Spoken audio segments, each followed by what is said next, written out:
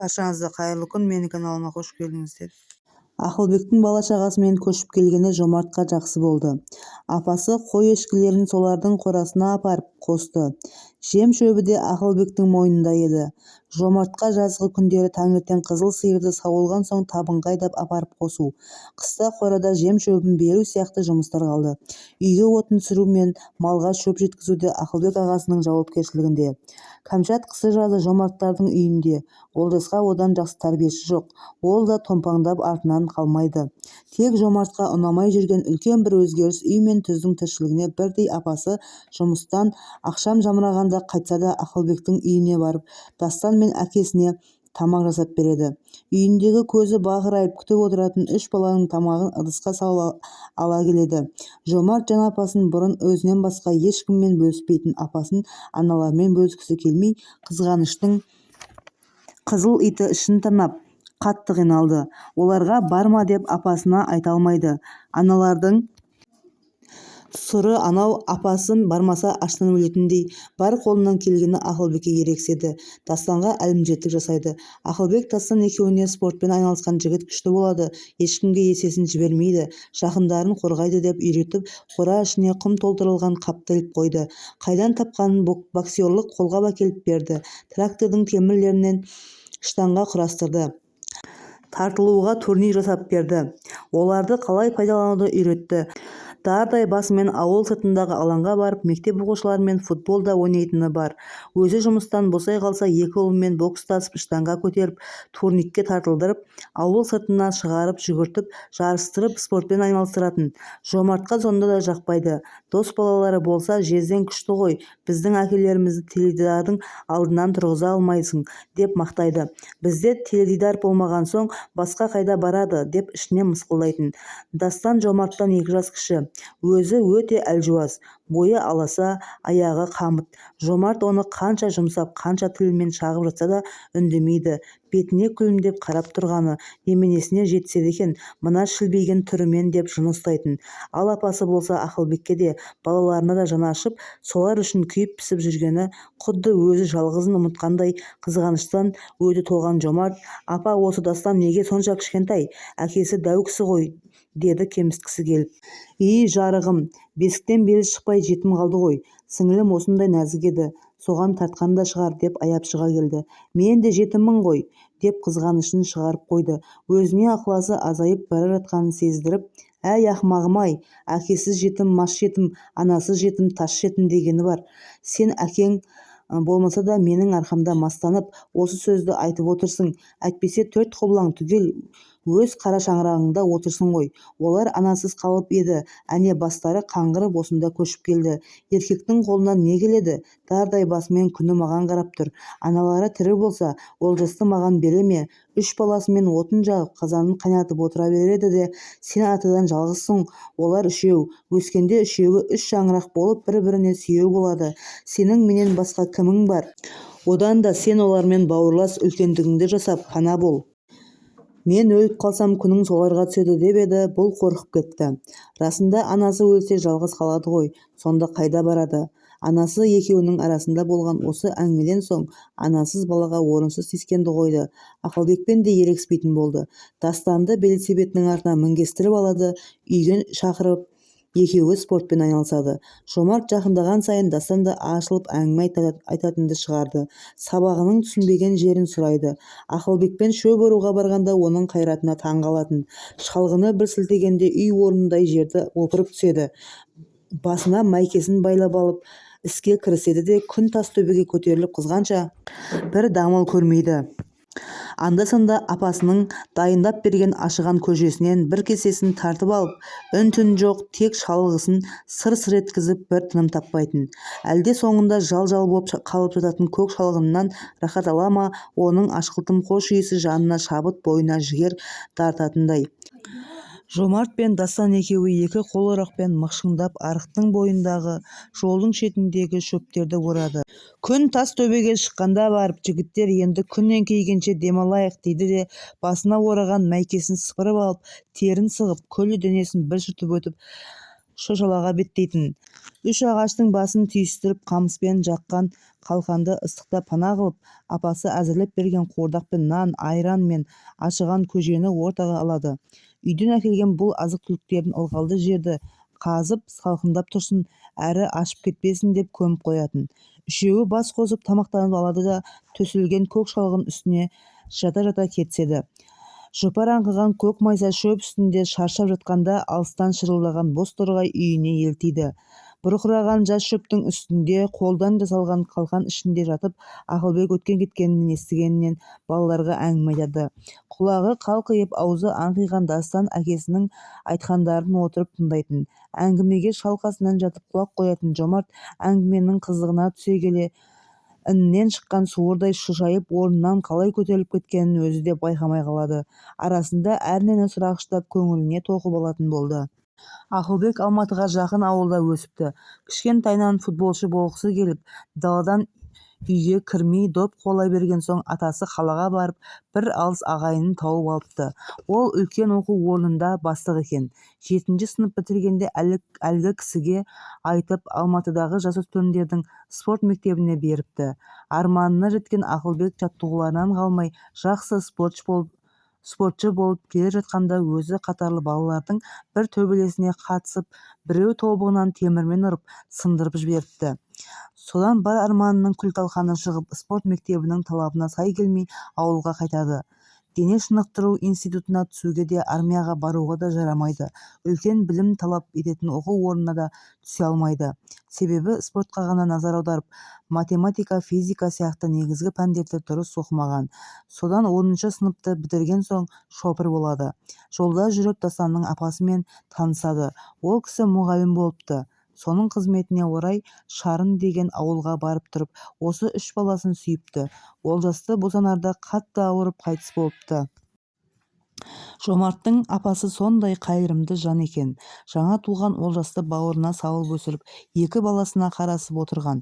Әйтпесе балаларды жетімдер үйіне өткіз деушілердей болыпты. Апасы Олжасты бақпағанда сол жерге алып кеткеніндей екен. Олжас үшін 2 балаға қарасар деп сендерді паналап келдік қой деген Ақылбек әңгімесінің соңында апасына ерекше ризашылық білдірді. Бұған Жомарт қуанып, менің апам сондай мейірімді адам деп іштей мақтанып қалды. Міне балалар, сендер мен сияқты бір нәрсені ғана көздеп кетпеңдер. Спортты да сүйіңдер, барлық пәндерді де жақсы оқыңдар. Орынсыз жерде төбелеске араласа кетуге де болмайды. Күштеріңді біліммен көрсетіңдер. Білекті мыңды жығар, білімді мыңды жығар деген бабаларымыз. Мақсаттарыңа жету үшін шыдамды ізденгіш болыңдар деп ақылын айтты. Содан бастап Жомарт Ақылбек ағасымен дос болып кетті. Күзде 7-ші сыныпқа өткенде сабақтан тыс әртүрлі спорттық іс-шараларға қатысып, белсенділігін арттыра бастады. Мектепте волейбол, баскетбол, футбол, стол теннисі үйірмелеріне қатысты. Салауатты өмір салтын насихаттау мақсатында өткізілетін жарыстардан қалмады. Мақтау қағаздарымен марапатталды. Оқу жылының басындағы денсаулық фестиваліне ұстаздар, білім алушылар түгел қатысып белсенділік танытатын. Осы жарыстарда озғандарды аудандық, одан озғандарды 100-ден жүйрік, мыңнан тұлпар деп облыстық, республикалық жарыстарға қатыстыратынын айтып, дене шынықтыру пәнінің мұғалімі Сайдәлім Адегұлы балаларды ынталандырып қойды. Ауылға үлкен спорт алаңы салынатын болыпты дегенде жағымды хабар тарады. Енді ауылда спортпен айналысқысы келмейтін бала қалмады. Жомарт Ақылбек ағасымен ақылдаса отырып, қашықтықта жүгіруден аудандық жарысқа қатысуды алдына мақсат етіп қойды. Ақылбек алдымен балаға өзі білетіндерін түсіндірді. Жомарттың бір таңғалатыны, Ақылбек спорт туралы әңгіме айтқанда 2 көзі жанып, әскери сөзшең болып кетеді. Білмейтіні жоқ сияқты, жүгіру жеңіл атлетикаға жатады. Спорттың ең басты түрлерінің бірі, оны халықта спорт патшайымы деп атайды. Жүгіруді игеру оңай, сондықтан онымен айналысатындар көп. жүгіру, секіру, лақтыру, көп сайыс, тағы да басқа спорт түрлері толып жатыр. Жеңіл атлетика классикалық, олимпиадалық, ал қалғандары классикалық емес деп бөлінеді. Ерлер мен әйелдерге арналған әртүрлі жастағы ұлдар мен қыздарға арналып бөлінетін спорт түрлері бар. Алғашқы олимпиадалық ойындар грек елінде өткен. Содан бері әлем бойынша үзбей өткізіліп келе жатыр. Біздің еліміздің командалары 4 жылда бір әлемдік олимпиада өтетін жерлерге барып бақ сынайды.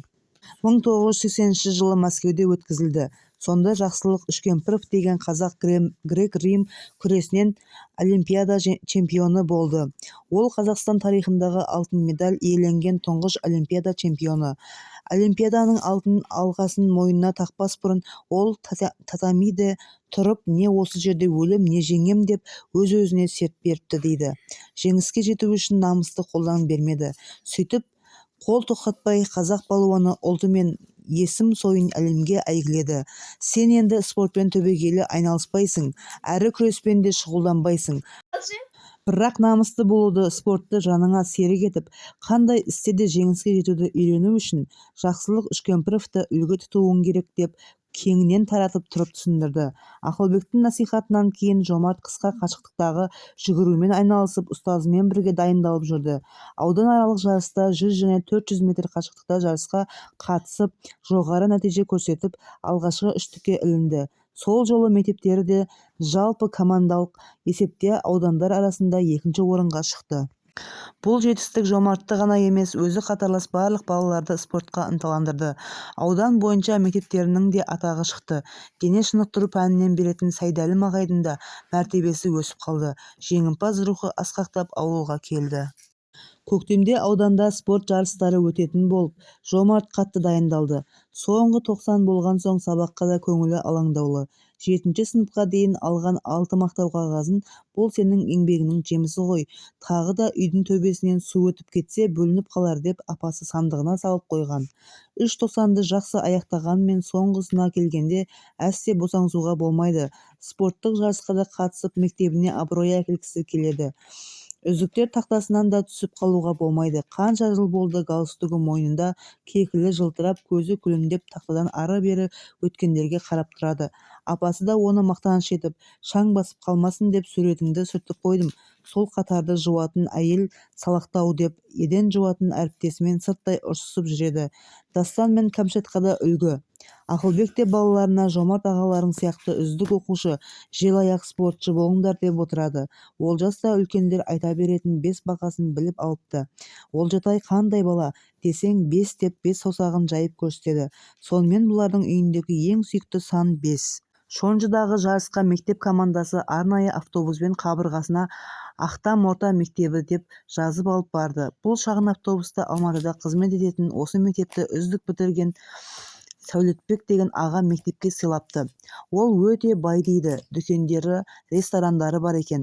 Балалардың айтуынша осы ауылдағы адамдардың біразы соның қарамағында жұмыс істейтін көрінеді. Мен де өскенде сондай бай болсам, апама төбесінен су өтпейтін үлкен үй алып берер едім, мектепке спорт алаңын салдырып берер едім деп армандап отырғанда, жарыс өтетін аудандық спорт мектебінің алдына да келіп қалыпты. Жарыс өте тартысты өтті. 100 метрден де 400 метрден де Кетпен ауылынан келген Қанағат Көдеков деген баладан озалмады. Көзі жайнап тұрған сары бала қайда барса да алдына түсіп отырды. Амал жоқ, екінші орынды Қанағат тұтып ауылға қайтты. Әрине көңілге ауыр тиеді. Былтыр 3-ші орын алды. Биыл 1-шіге шығып облыстық жарысқа жолдама алсам деп еді. Сол жарыстың арқасында арман болған Алматыны бір көріп қайтсам деп жүрген. Бар үмітінің күл-талқаны шықты. Басы салбырап басқа балалармен ауылға қайтатын көлікке мінді. Қайтар жолда автобустарына кәсіпкер Роза тәте отырды. Ол көліктің ішіне кірмес бұрын автобустың астыңғы жағындағы жүк салғышқа дәу-дәу 3 Қытайдың ала қапшығын тықпалап салып, тағы біреуін өзімен ішке алып өтті. Жомарттың жанындағы бос орынға келіп жайғасты. Өзі пора-пора болып терлеп, қара торы жүзі қызарып, маңдайы шашы көзіне түсіп әбіржіп кетіпті. Жомартжан, мынаны аяқ астына қойсам саған кедергі болмай ма деп сұрап алды да, жауабын күтпей қапшығын тықпалай бастады. Қысыла-қысыла Жомарт терезеге жабысып қалды. Роза тәте баладан әрненен сұрап сөзге тартқанмен Жомарт көп ашыла қоймады. ұстазының үмітін ақтамай қайтып келе жатқанына көңілі қапалы еді. Басқа балалар автобустың ішінде ән салып, көңілді әңгімелер айтысып, абыр-дабыр болып, кәдімгі жарыстан бас жүлде алып қайтқандай көңілді. Құртқа сұлу баптаған тайбурыл аттай біздің Жомарттың 40 күн кемдігі болып қалды, әйтпесе алатын еді деп шиқан тілді Бақыт тістеп алды. Оның сөзіне дене шынықтыру ағай күліп қойды. Кетпеннің баласы желаяқтың өзі екен. Енді естиміз ғой, облыстан озар ма екен. Қанағат Көреков деген спортшы болам деп жүрген көрінеді. Ол егер облыстан ең болмағанда 3-ші орынға ілінсе, Алматыдағы спорт мектебіне әкетеді екен, деп балалар жорамал айтып, бас бәйгені алған көрші ауылдың жүйрігін сөз етіп келеді. Апасы таңертең үйден шығарда үрім-бұтақтан қарайып қалған жалғызсың. Жарысам деп өкпең өшіп құлама, алдымен амандығыңды ойла. Жарысқыш болсаң оқумен жарыс деп шығарып салған болатын. 1-ші орын ал, абыроймен орал деп жақсылап бата бермегенде себепші болған шығар. Апасының кейде ұстап қалатын сондай қырсық мінезі бар. Спортты біліммен қатар қоймайды. Ол үшін сабағын 5-ке оқыған, марапат қағаз алған бала өскенде бірдеңеге жетеді, яғни адам болады. Бірдеңеге жету үшін дегені не? Адам болу дегені не? Жақсы оқып білім алмағандар адам емес пе? Өзінің сауаты 5 кластық, сонда өзім кім?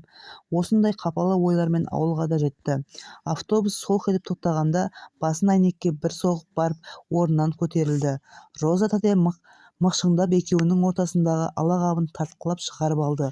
Жомарт оның қолтығының астынан сытылып шықты да баспалдақта тұрып, сүйреп келген қабын қолынан жұлып алып, оң иығына бір-ақ лақтырды. Роза тәте түсе сала жүк салғышқа жүгірді.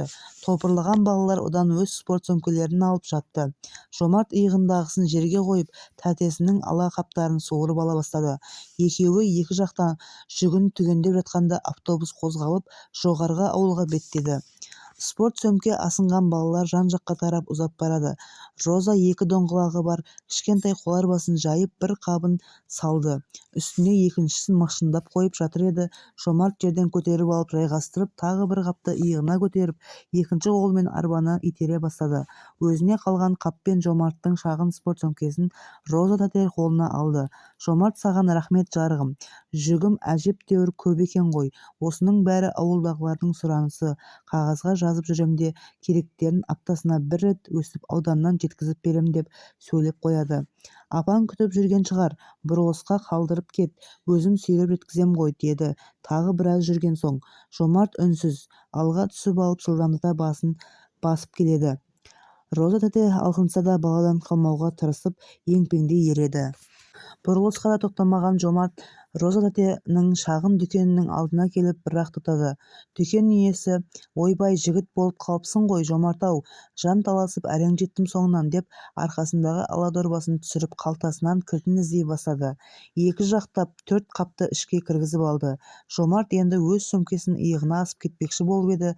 Роза тәте, Жомарт, сен нешіншіде оқисың деп әңгімеге тартты. 7-шідемін, 14-ке келіп қапсың ғой, Жібек апамның жалғызы, мен апама келін болам деп іш тарта сөйледі. Күзде толам деп сөзін жалғады Жомарт. Жомарт, мына сусынды ішіп отыра тұршы. Саған бір әңгіме бар, деп бағанағы арқалап келген қапшықтың бірінен кока-кола шығарып қолына ұстатты. Бұл сусынның әлі ауылға келе қоймаған кезі, таңсық сусын. Жомарт үндемей алып, қалай ашуды білмей, біраз әуреленіп барып, қақпағын көтеріп ашты да тұрған қалпы сіміре бастады. Шынында бағанағы жанталас қимылдан тамағы құрғап, күні бойғы ыстықтан аңқасы кеуіп кеткен еді. Роза тәте өзі шәугімдегі судан кесеге құйып алып, Жомарт, ана орындыққа отыршы, деді өтінгендей болып. Жомарт шығып кетуге ұялып қолмен көрсеткен орындыққа жайғасты. Роза тәте қарсы орындыққа отырып алып, мен де апаң сияқты өте ерте жесір қалдым. 3 баламен, 2 қызым қазір күйеуде Алматыда тұрады. Ұлым да сонда құрылыс колледжінде оқып жатыр. Соларды қатарынан қалдырмасам, жетімдікті көрсетпесем деп жүрген жүрісім осы. Егін де ектім, бау-бақшада суардым, енді осы саудаға шықтым. Мынау баяғыда қойма болады деп салған екен. Кейін колхоз тарап кеткен соң қаңырап қалыпты. Соны ауыл советтен сұрап алып, кішкене жөндеу жүргізіп дүкенге айналдырдым. Ауданнан патент дегенін алдым. Салық төлеймін. Басында бір бұрышында ғана тұрып едім, кейін жұрттың сұранысы көбейген соң осы жағында биыл жөндетіп алдым. Сауда ұлғайып келеді. Тауарды осылайша өзім шонжыдан тасимын. Жалғыз өзім сауда жасаймын.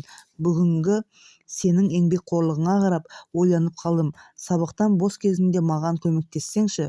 Демалыс күндері сен саудаға тұр, мен тауарға кеткенде қалай сатуды өзім үйретем. Калькулятордан жаңылмасаң болды. Баяғы Совет өкіметінің кезіндегідей есепшот емес, қой шатасып қалатын. Сатқан затыңды жазып қоясың. Келген соң өзім түгендеп алам. Саған еңбекақы төлеймін. Табыс тауып апаңның бір жағына шығасың деп қызықтыра біраз әңгіме айтты. Жомарт сол түні ұзақ ұйықтай алмай ары-бері аунақшып, көзі жұмылса дүкеннің сөрелеріндегі тауарлар өзі соларды санап жатқандай болып, не түсі емес, не өңі емес далбасалап шықты. Ақша тапқысы да келеді. Бір арманы теледидар алу еді. Соған ақша жинау еді. Әзірше апама айтпай Роза тәтеге көмектесе берейін. Біраз ақша жинаған соң түсіндірермін деп шешіп ертесі сабақтан шыққан соң дүкенге барды. Ол есіктен кіргеннен Роза тәте қуанып кетті. Жомарт, келдің бе? Кешегі тауарларды реттеп жатыр едім. Кел, ішке кір деп заттар сақтайтын қоймасы жаққа шақырды. Сәлеметсіз бе деп бұл да амандасып қолындағы сөмкесін орындыққа қойды. Не болды, маған көмекші боласың ба деп Роза тәтесі жалынғандай қарады. Егер қазір Жомарт жоқ десе отыра қалып жылайтын адамның жүзі. Жұмыс беруші емес, өзі баладан жұмыс сұрап тұрғандай аянышты көзқарас. Иә, деді бала дауысы ақырын шығып. Онда жақсы болды, әкел қолды деп Роза тәтесі қуанып кетіп жанына жетіп келіп құшақтап бауырына басты. Ал бастайық деді де алдына журналын, калькуляторын қойып Жомартты жанына отырғызып алып алғашқы сабағын жүргізді. Сол күннен басталған Жомарттың жұмысы оның жарыстан бас жүлде алмай-ақ адамдарға не керек екенін айтқызбай біліп, сол замандағы ең керек нәрсе нарық заңын игеріп үлкен биіктерге бастайтынын ешкім білмеді. Жомарт сабақтан шыға дүкенге жүгіреді. Үй тапсырмасын да сонда отырып орындап тастайтыны бар. Велосипеді әрдайым сонда тұратын. Аралықта соған отыра сала, зымырағаннан зымырап үйге барып, олжасын көріп Кәмшатқа су тасып береді. Апасына да барып еден жуысып қайтады. Өзі құралпас балалармен футбол ойнағанды қойды. Сен келгелі қолым босап қалды ғой деп Роза тәтесі қуанып жүр. Сұраныс журналы деген бар екен. Жомарт соған алушыларға не керек екенін сұрап алып тізіп қояды. Роза тәтесі ауданындағы базарға барып, сол тізім бойынша керек-жарақты алып келеді. Ол автобустан түскенде алдынан шығып күтіп алады. Бірде тәте сұраныс көбейіп барады. Соны неге осы жақтан бір көлік жалдап барып алып келмейсіз? Бәрібір жолға ақшаңыз шығады. Мақсат аға сияқты таксишілерді жалдамайсыз ба деді. Бұрын тапсырыс аз болатын. Сонда дүкенді жауып автобуспен-ақ барып келетінмін. Сен келгелі бері тауарымыз бір аптаға жетпей қалады. Тапсырыс та көп, әрі дүкенді жаппайтын болдым. Демалыссыз жұмыс істейді. Сенің айтқанының дұрыс. Енді такси жалдап молынан әкелейін деп қуанып қалды. Жомарт ары-бері ойланып жұмыс істеп жүргенін апасына айтқанды жөн көрді. Бірде болмаса бірде дүкенге. Негізі апасы байғұстың дүкен аралайтындай уақыты да жоқ. Ой да жоқта келіп қалса ше. Апасы кіріп келгенде қолында калькулятор. Баласы біреуге не аласыз деп тұрса қалай болады? Жомарттың апасы ана Мырзагелдінің апасы сияқты емес, жайлап сөйлеп, жайлап сұрайтын. Көңіліне жақпаса сол жерде шәт-шәлекейіңді шығарады. Саудагер болғанды көрсетейін саған деп алдына салып қуалап алып кетуі мүмкін. Құдай ол кісінің қаһарынан сақтасын. Сонымен апасына мектептен еден жуып көмектесіп келе жатқанда ақтарылды. Апа, мен сізге қолғанат болып қалдым ғой, иә, деп бастады. Жанында келе жатқан анасы ойында ештеңе жоқ, иә деді көп сөйлемейтін әдетімен. Апа, бірдеңе айтсам ұрыспайсыз ба деп алдына таман шығып бұрылып, бетіне сұраулы жүзбен қарады. Жақсы болсаң неменеге ұрсам, бірдеңе бүлдірсең жаныңды шығарам дегенде даусы сондай зілді шықты. Айтпай-ақ қойсам бекен деп Жомарт қорыққанынан ойланып қалды. Қайтадан шешесімен қатарласа қалды. Баласының үндемей қалғанынан секемдеген ана, әй, айтатыныңды мәймөңкелемей айтсаңшы, әкесі өлгенде де естіртеді ғой, деп ащы айтты. Жомартқа енді қызметке тұрғанын мәлімдемесе болмайтын болды. Амал жоқ бастады.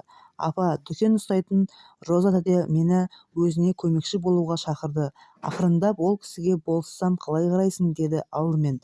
ал шақырыпты, сенен басқа адам табылмақ па, оқуды қайтесің? Сабақтан кейін барамын ғой, оның үстіне демалыс күндері ғана қолғабыс етемін. Сенің өз шаруаң жоқ па? Үйде мал-жан бар, қарындасың мен інің бар. Мен күнде жұмыстамын, мен бәріне үлгеремін. Немене, оған құл керек екен деп сандалып жүрмекпісің? Ол маған ақша төлейді. Немене, қандай ақша? Апасы таң қалып баласының бетіне үңіліп қарап қалды. Істеген жұмысыма қарай төлеймін деді. Ол менің мінезімді біледі. Жалғызымды біреуге малайлыққа бермеймін. Жүр дүкенге, деді де қолынан сүйреген қалпы Роза тәтеге келді. Екеуінің қол ұстасып кіріп келгенінен-ақ сатушы келіні сезіктеніп, «Жібек апа, амансыз ба?» деп алдынан шықты. «Аманмын, мына бала бірдеңе деген соң», деді де апасы ешкімге жоқ па дегендей жан-жағына қарап алды. Дүкенге келушілер жоқ еді. Соны аңғарған апасы сөзін әрі қарай жалғады. «Роза, ол не жұмыс? Мынаны жарылқап жатқан. Апа, бос кезінде маған көмектессе деп едім. Жомарт тіршілікке мығым, әрі есепке жүйрік екен», деді Роза тәте сөзін бөліп сөйлеп. «Иә, бұл сабақты жақсы оқиды. Есепке жүйрік деп мақтанып қалған апасы. Сонда мұны кәдімгідей айлық төлеп жұмсамақшымысың?» деді әңгіменің басын ашып алайық дегендей. «Иә апа, Жомартқа айына табыстан 2% беріп тұрамын. Пайыз дегеніңді түсінбеймін. Бұл жетім еңбегін жемесең болды.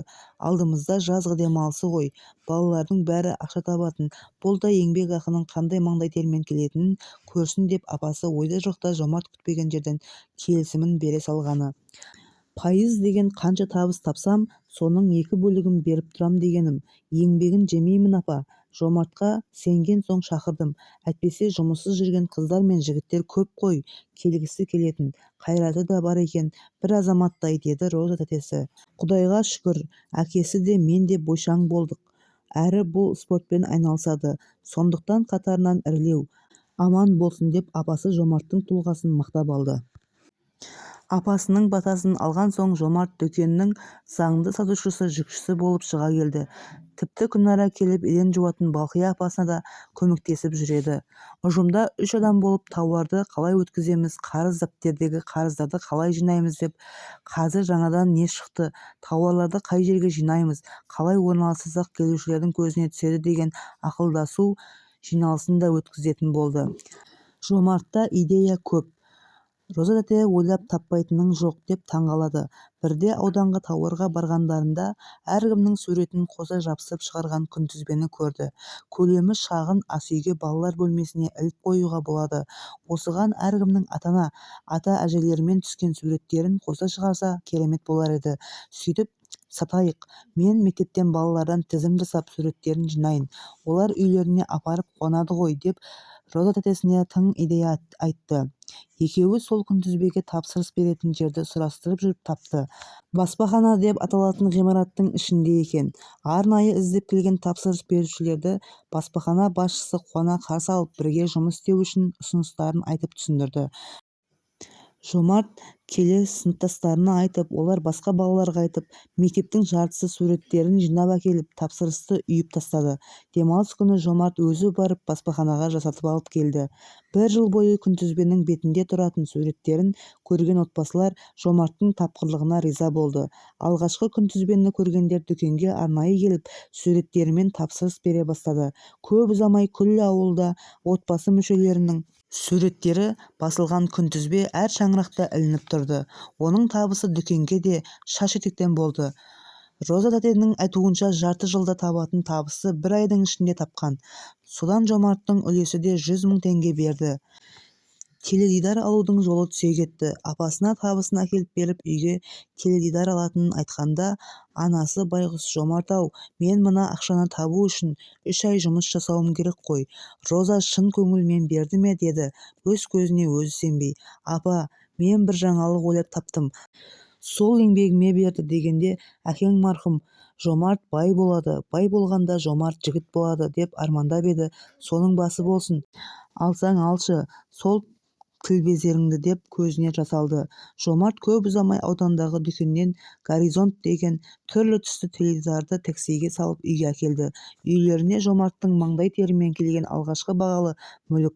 Апасы: «Байлар да жылайды», деген бразилиялық сериалды жан жүрегі езіле қарап сол болатын уақытта күллі шаруасы жайына қалатын болды.